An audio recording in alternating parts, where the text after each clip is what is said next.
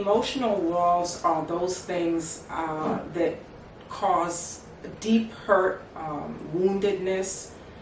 You know, it's those things that have scarred us in some way. Maybe someone has dealt with some type of abuse in their life coming up, some form of abuse. Maybe someone has dealt with abandonment issues in their lives. Those things are all emotional scars. And anytime you find yourself in a relationship and someone says or does something that reminds you of what happened to you, it's like it causes you to fortify those walls that are already up, so that you don't even allow yourself to ever bring those walls down. But it's imprisonment. It's personal imprisonment to have any kind of walls up, and especially emotional walls. Yet we all have had them in our lives, and perhaps some still do as you're listening to this message. And sometimes we're totally unaware of the emotional walls that we have up until something happens and we have a reaction or a bad feeling about it, and then we realize, hey, something is there that I need to deal with. But emotional walls can be very detrimental. They're painful for people to admit, to acknowledge, and to try to work through.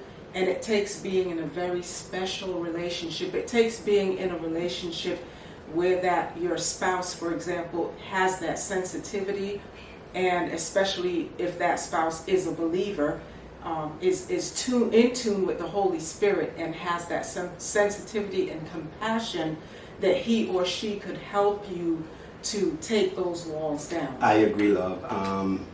For example, you and we were talking today about how I could just come in the house and recognize us immediately. I could just automatically see that something is wrong with you emotionally, and I'll always ask, what's going on, and then you tell me. But again, I think it goes back to trust. If you trust that person that you're with, and you find yourself getting emotional for whatever it is, and you have that conversation. And sometimes it's not an easy conversation, but I think by opening up and able to speak about it, will kind of, like love said, free you and give you that sense of freedom and take away that that emotional scar or whatever that may be.